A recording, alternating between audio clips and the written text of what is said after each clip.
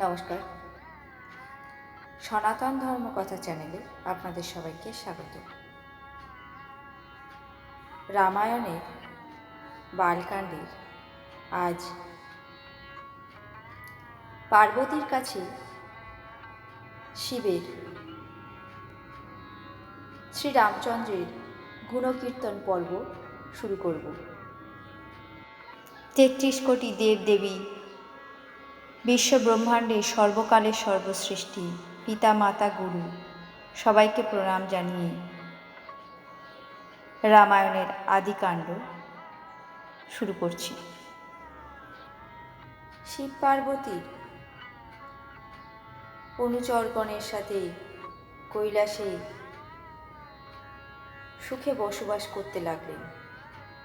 তারা নিত্য নতুন প্রমোদে রত থাকলেন। এইভাবে দীর্ঘকাল পার হয়ে গেল। তারপর সরানন কার্তিকের জন্ম হয়। তিনি বড় হয়ে যুদ্ধে তারকাসুরকে বধ করেন।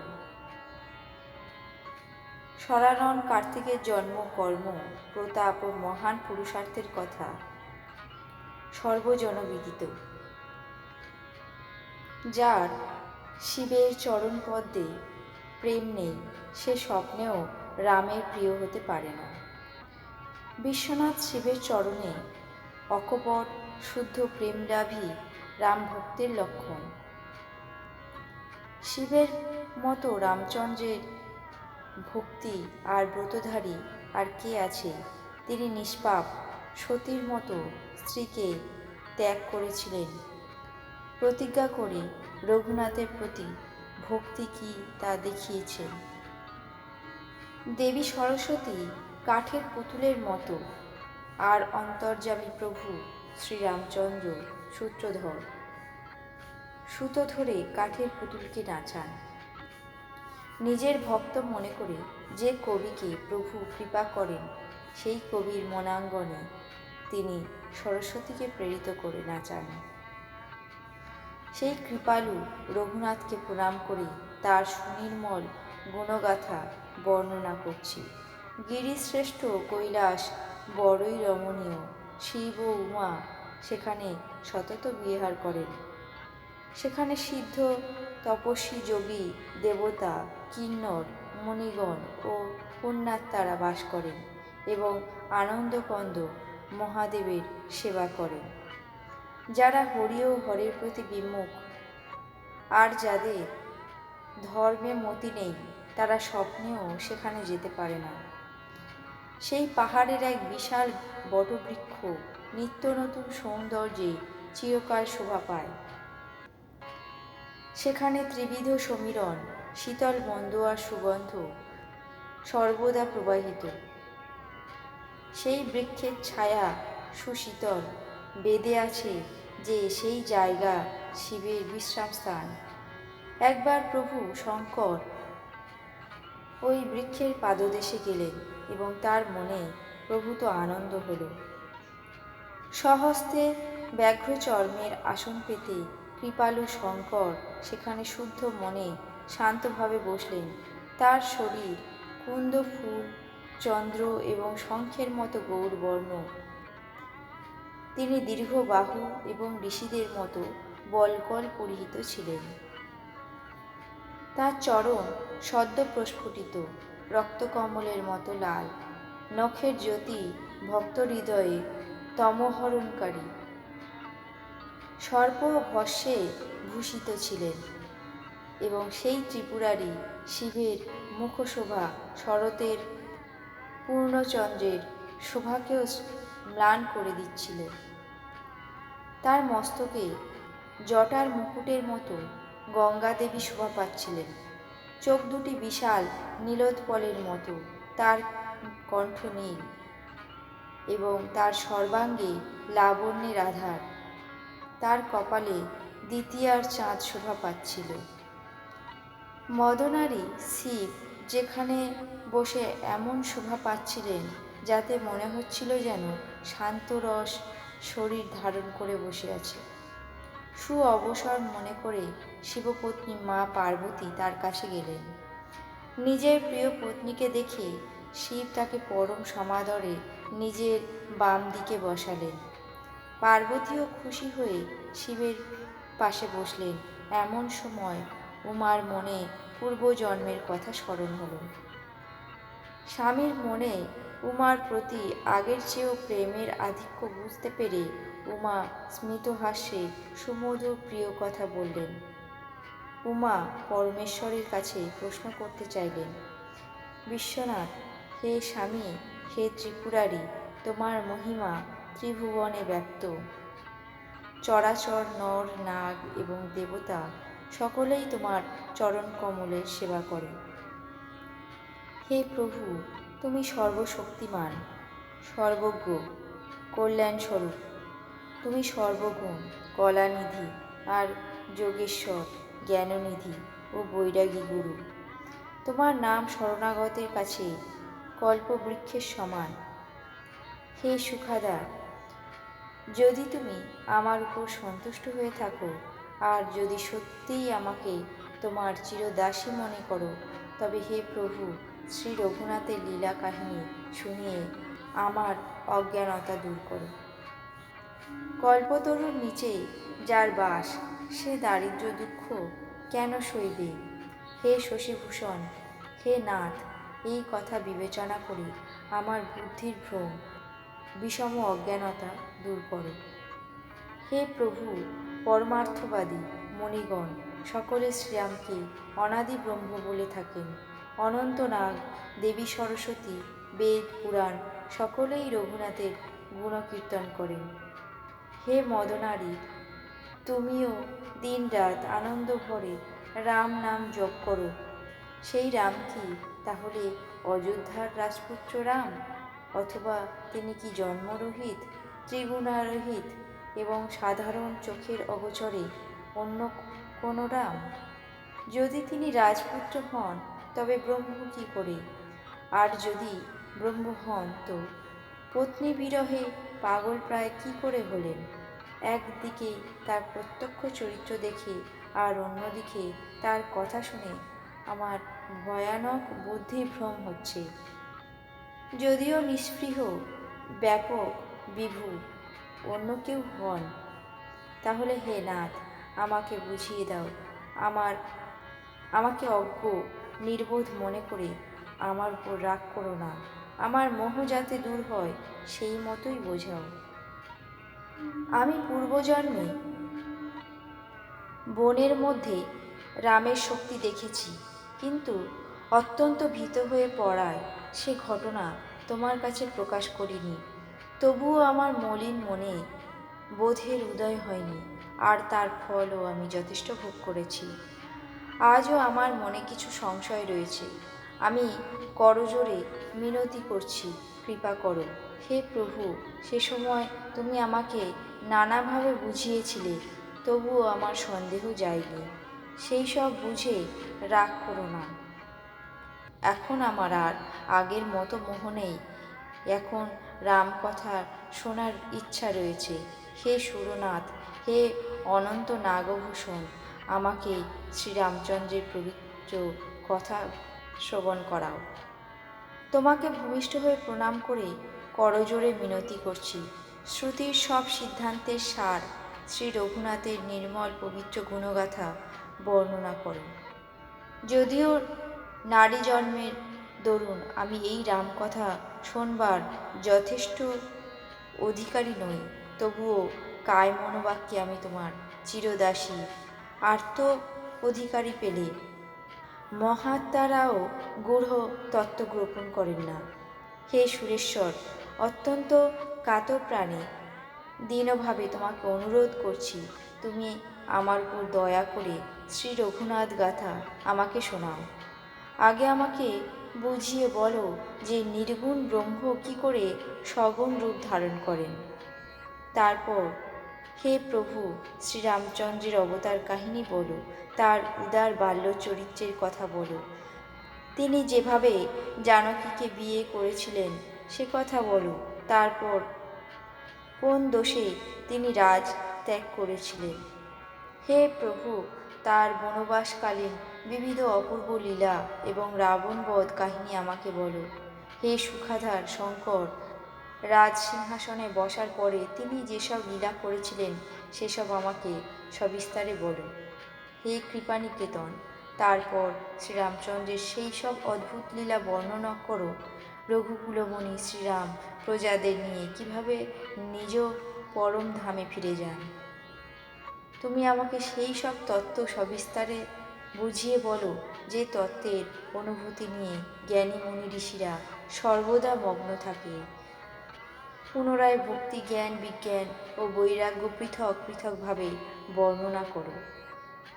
শ্রীরামচন্দ্রের অন্যান্য যেসব অনেক রহস্য, গুপ্ত চরিত্র বা ভাব, তাও বলো। হে প্রভু, যেসব লীলা আমি জিজ্ঞাসা করিনি, হে দয়াল, সেসব লীলাও তুমি আমার কাছে গোপন করো না। বেদে তোমাকে ত্রিভুবনের গুরু বলে বর্ণনা করেছে। অন্য অধম জীব এই রহস্যের কি জানে? পার্বতী সহজ সুন্দর ছলকপটহীন সরল প্রশ্ন শুনে শিবের খুব ভালো লাগলো। মহাদেবের মনশ্চক্ষে শ্রীরামচন্দ্রের অপার চরিত্র প্রতিভাত হল। প্রেমের বন্যায় তার শরীর পুলকিত হল, চোখ প্রেমাশ্রুতে ভরে গেল। রঘুনাথের রূপ তার হৃদয়ে এসে গেল, তাতে স্বয়ং পরমানন্দ স্বরূপ শিব অসীম সুখসাগরে ভাসতে লাগলেন। দুদণ্ড ধরে শিব ধ্যানের আনন্দে রইলেন। তারপর তিনি মনকে বাইরে নিয়ে এলেন এবং হৃষ্টচিত্তে রঘুপতি চরিত্রের বর্ণনা করতে আরম্ভ করলেন। যাকে না জানলে মিথ্যাকে সত্য মনে হয়, যেমন না জানা থাকলে রজ্জুতে সর্পের ভ্রম হয়, আর যাকে জানলে জগৎ সেইভাবে লুপ্ত হয়ে যায়, যেমন জেগে ওঠার পর স্বপ্নের ভ্রম চলে যায়। আমি সেই বালকরূপী রামচন্দ্রকে বন্দনা করছি, যার নাম জপ করলে সর্বসিদ্ধি সহজ প্রাপ্য হয়। মঙ্গলের ধাম আর অমঙ্গলহারী এবং দশরথের আঙিনায় ক্রীড়াচারী সেই রাম আমাকে কৃপা করুন। ত্রিপুরারি শিব রামকে প্রণাম করে অমৃতসম বাক্যে বললেন, হে গিরিরাজ কুমারী পার্বতী, তুমি ধন্যা, তুমি ধন্যা, তোমার মতো উপকারী আর কেউ নেই।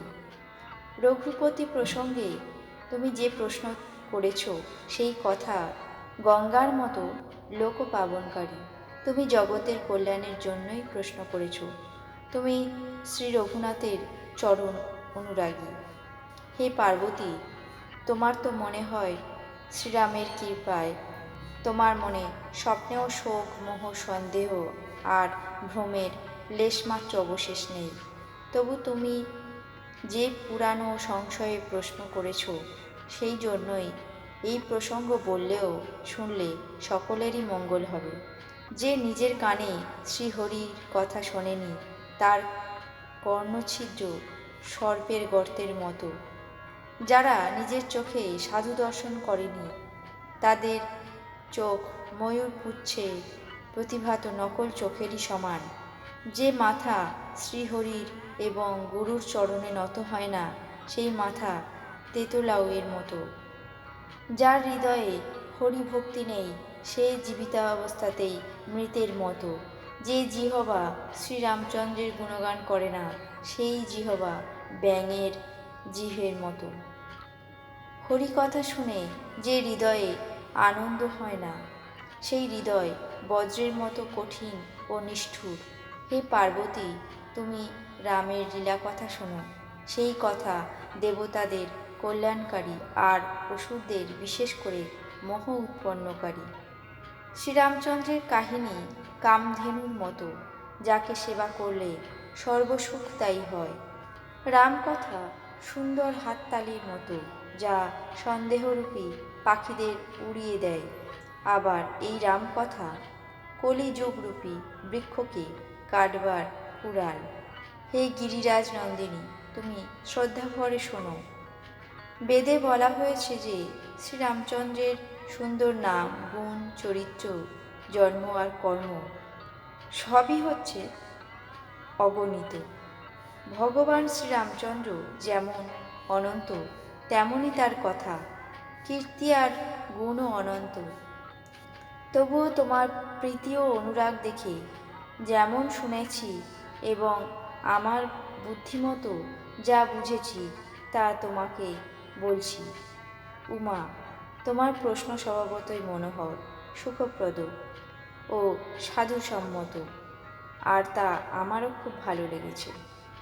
কিন্তু পার্বতী, যদিও তুমি মোহবশেই প্রশ্ন করেছ, তবুও এই একটা প্রশ্ন আমার ভালো লাগেনি। যেখানে তুমি জিজ্ঞাসা করেছ যে বেদ যার গুণগান করে এবং মুনিগণ যার ধ্যান করে, সে কি অন্য কোনো রাম?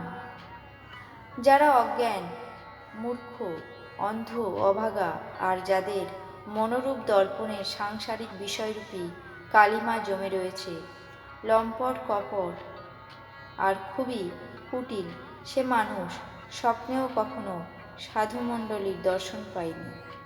নিজেদের ভালো মন্দের জ্ঞান যাদের নেই, তারাই এই রকম বেদবিরুদ্ধ কথা বলতে পারে। যার হৃদয় দর্পণ মলিনতায় পূর্ণ এবং চক্ষুহীন, সে বেচারি শ্রীরামচন্দ্রের রূপ কী করে দেখবে? নির্গুণ ও সগুণের জ্ঞান নেই যার, যে মন গড়া নানারকম কথা বলে, যে শ্রীহরির মায়ার বশে সংসারের জন্ম মৃত্যু চক্রে আবর্তিত হচ্ছে, তার পক্ষে কোনো কিছু বলাই অসম্ভব নয়।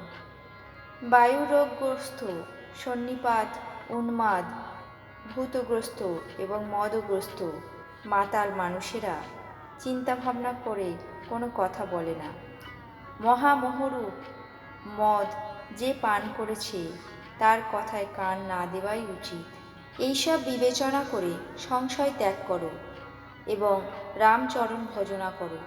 হে পার্বতী, ভ্রমরূপী অন্ধকার দূর করার জন্য সূর্যের কিরণের সমান আমার কথা শোনো। মুনি, পুরাণ, বেদ এবং পণ্ডিতেরা এই কথাই কীর্তন করেন যে সগুণ আর নির্গুণে কোনো প্রভেদ নেই। নির্গুণ, নিরাকার, অব্যক্ত এবং জন্মহীন যিনি, তিনিই ভক্তের প্রেমে সগুণ সাকার হয়ে দেখা দেন। যিনি নির্গুণ, তিনি সগুণ কী করে হন? বুঝে দেখো, যেমন জল আর বরফ, কোনো প্রভেদ নেই, দুটোই জল। এই রকমই নির্গুণ আর সগুণ একই। ভ্রমরূপী তিমির দূর করার জন্য যার নাম সূর্য সদৃশ, তার মোহ হয়েছিল, একথা কি করে বলা যায়? শ্রীরামচন্দ্র সচ্চিদানন্দ রূপ সূর্য, সেখানে মোহরূপী অন্ধকার বিন্দুমাত্র নেই। তিনি স্বভাবতই স্বপ্রকাশ এবং ষড়ৈশ্বর্যযুক্ত। ভগবান, তার কাছে তো বিজ্ঞানরূপী প্রভাতও কখনো হয় না। ভগবান তো নিত্য জ্ঞানস্বরূপ। হর্ষ, বিষাদ, জ্ঞান, অজ্ঞান, অহংকার, অভিমান এসবই জীব ধর্ম।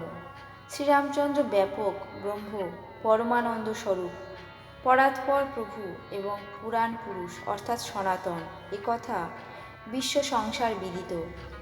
তিনি পুরাণ পুরুষ নামে প্রসিদ্ধ, প্রকাশের আধার, অনন্তরূপে আবির্ভূত জীব, প্রকৃতি ও জগতের ঈশ্বর। সেই রঘুকুলমণি শ্রীরামচন্দ্রই আমার প্রভু। একথা বলে শিব মাথা নত করে প্রণাম জানালেন। অজ্ঞানী মানুষ নিজের ভ্রম বুঝতে পারে না এবং সেই মূর্খ নিজের মোহ শ্রীরামচন্দ্রের উপর আরোপ করে। যেমন আকাশে মেঘ দেখে কুবিচারী অজ্ঞানী মানুষ ভুল বিচার করে বলে যে মেঘ সূর্যকে ঢেকে দিয়েছে। যে মানুষ চোখের মধ্যে আঙুল টিপে দেখে যে তার কাছে দুটি চাঁদ প্রকট প্রত্যক্ষ হয়। হে পার্বতী, শ্রীরামচন্দ্রের সম্পর্কে এই রকম মোহের কল্পনা করা ঠিক তেমনই যেমন আকাশে অন্ধকার, ধোঁয়া আর ধুলোর শোভা দেখা যাচ্ছে। আকাশ নির্মল ও স্বচ্ছ, কোনো মলিনতাই আকাশকে স্পর্শ করতে পারে না। তেমনি শ্রীরামচন্দ্র নিত্য নির্মল এবং স্বচ্ছ। বিষয়, ইন্দ্রিয়, ইন্দ্রিয়দের অধিষ্ঠাতা, দেবতা এবং জীবাত্মা এরা সকলেই একের সাহায্যে অপরের চেতনা লাভ করে। অর্থাৎ ইন্দ্রিয়ের থেকে বিষয়ের প্রকাশ, ইন্দ্রিয়ের অধিষ্ঠাতা দেবতাদের থেকে ইন্দ্রিয়ের প্রকাশ, আর ইন্দ্রিয় দেবতাদের প্রকাশ চেতন। জীবাত্মা থেকে।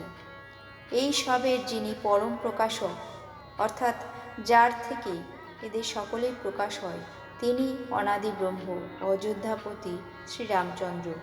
প্রকাশমান জগতের প্রকাশক শ্রীরাম, তিনি মায়াধীশ, তিনি জ্ঞান গুণধাম, যার সত্তায় মোহমুগ্ধ হয়ে মিথ্যা মায়াও সত্যরূপে প্রতিভাত হয়। যেমন ঝিনুকের উপর এবং সূর্যকিরণে জলের প্রতীতি হয়, যদিও এই প্রতীতি ভূত ভবিষ্যৎ ও বর্তমান তিন কালেই মিথ্যা, তবুও এই ভ্রমকে কেউই দূর করতে পারে না। তেমনি এই জগৎ শ্রীহরির আশ্রিত থাকে, যদিও এ অসত্য, তবুও দুঃখ তো দেয়ই। যেমন স্বপ্নে শিরচ্ছেদের অনুভূতির দুঃখ, জেগে না ওঠা পর্যন্ত স্বপ্নজনিত দুঃখবোধের নিবৃত্তি হয় না। স্বপ্নভঙ্গে যেমন এই দুঃখ দূর হয়, স্বপ্নকে অসত্য বলে বোঝা যায়, তেমনি সংসারের মোহভঙ্গ হলে, রাম ভক্তি হলে সংসারের দুঃখ দূর হয়, সংসার অসত্য বলে বুঝতে পারা যায়। হে পার্বতী, যার কৃপায় এই রকম ভ্রম দূর হয়, তিনি কৃপালু শ্রী রঘুপতি, যার আদি অন্ত কেউ জানে না। শ্রুতি নিজ বুদ্ধি অনুসারে বক্ষমান প্রকারে এই রকম কীর্তন করেছেন। তিনি ব্রহ্ম, বিনা চরণে সর্বত্র গমনশীল, কান না থাকলেও সবই শোনেন, হাত নেই তবুও নানা প্রকার কর্মে নিযুক্ত থাকেন, বিনা জিহ্বাতে সর্বরসে আস্বাদন করেন, বাক ইন্দ্রিয় না থেকেও সুচতুর বক্তা ও সর্বশ্রেষ্ঠ যোগী। তিনি শরীরধারী না হয়েও বিনা ত্বকে স্পর্শ করেন, বিনা চোখে সর্বদর্শন করেন, ঘ্রাণেন্দ্রিয় ছাড়া সর্বগন্ধের আঘ্রাণ করেন। এই ব্রহ্মের সব রকমেরই এই প্রকার অলৌকিক কর্ম, যা বর্ণনা করা যায় না। বেদ এবং প্রাজ্ঞজন যার এই রকম বর্ণনা করেন, আর মুনি ঋষিরা যার ধ্যান করেন, তিনি দশরথ নন্দন, ভক্তের কল্যাণকারী কৌশলপতি ভগবান শ্রীরাম। হে পার্বতী, পূর্ণ কাশীধামে জীবের মৃত্যুকালে আমি তাকে রাম মন্ত্র দিয়ে শোকহীন করে দিই, মুক্তি প্রদান করি। তিনি আমার প্রভু রঘুবর শ্রীরামচন্দ্র, জড়চেতনের স্বামী এবং সর্ব অন্তর্যামী। বিবশা হয়েও চিন্তা না করেও যার নাম করলে মানুষের বহু জন্ম সঞ্চিত পাপ ক্ষয় হয়ে যায়, সেই নাম যদি কেউ শ্রদ্ধা ভরে স্মরণ করে, তাহলে সে তো এই ভবসমুদ্র গোষ্পদের মতো অনায়াসে পার হয়ে যায়। হে ভবানী, তিনি পরমাত্মা রামচন্দ্র, তার মধ্যে ভ্রম দেখা যায়। তোমার একথা বলা খুবই অনুচিত। এরকম সন্দেহ মনে আনলেই মানুষের জ্ঞান বৈরাগ্যাদি সমস্ত সদ্গুণ নষ্ট হয়ে যায়। শিবের ভ্রমহারী বাক্য শুনে উমার মনের সব কুতর্কজনিত প্রত্যয় ঘুচে গেল। রঘুপতির চরণে প্রেম ও বিশ্বাস উৎপন্ন হল। যে দারুণ অবিশ্বাস, অর্থাৎ শ্রীরামচন্দ্রের পরব্রহ্ম হওয়া সম্ভব নয় ছিল, তা দূর হয়ে গেল। বারবার প্রভু শিবের চরণকমল স্পর্শ করে নিজ পদ্মহস্ত জোর করে পার্বতী প্রেমরসে সিক্ত করে মনোহর মধুর বচনে বললেন, হে প্রিয়তম, চাঁদের কিরণের মতো তোমার শীতল বাক্য শুনে আমার ভীষণ সারদা তপসম অজ্ঞানতা দূর হয়ে গেল। হে দয়াল, তুমি আমার সব সন্দেহ দূর করলে। শ্রীরামচন্দ্রের প্রকৃত স্বরূপ এখন আমি জানতে পারলাম। হে নাথ, তোমার কৃপায় এখন আমার বিষাদ দূর হলো। তোমার শ্রীচরণের প্রসাদে আমি সুখী হয়েছি। যদিও আমি নারী সুলভ স্বভাবে মূর্খ আর অজ্ঞান, তবুও এখন তুমি আমাকে তোমার দাসী স্বীকার করে আমার উপর প্রসন্ন হয়ে থাকো যদি, তবে হে প্রভু, আমি প্রথমে যে প্রশ্ন করেছিলাম তাই বলো। একথা সত্য যে শ্রীরামচন্দ্র সাক্ষাৎ পরম ব্রহ্ম, চিন্ময়, জ্ঞানস্বরূপ, অবিনাশী, সমস্ত প্রপঞ্চ থেকে স্বতন্ত্র এবং সকলের হৃদয়ে বাস করেন। তাহলে হে নাথ, তিনি মনুষ্য শরীর কেন ধারণ করেছিলেন? হে বৃষকেতু, সে কথা আমাকে বুঝিয়ে বলো। পার্বতীর এই শান্ত অতিশয় বিনীত অনুরোধ শুনে এবং রাম কথায় তার বিশুদ্ধ অনুরাগ দেখে মদনারী স্বভাবত পরম জ্ঞানবান কৃপানিধান মহেশ্বর মনে মনে খুবই আনন্দিত হলেন এবং নানাভাবে পার্বতীর প্রশংসা করতে লাগলেন। রামায়ণের বালকাণ্ড আজ এখানেই শেষ করছি। পরের অংশ আগামী পর্বে শোনাব। চ্যানেলটিকে সাবস্ক্রাইব করবেন, লাইক কমেন্ট শেয়ার করতে ভুলবেন না। ধন্যবাদ।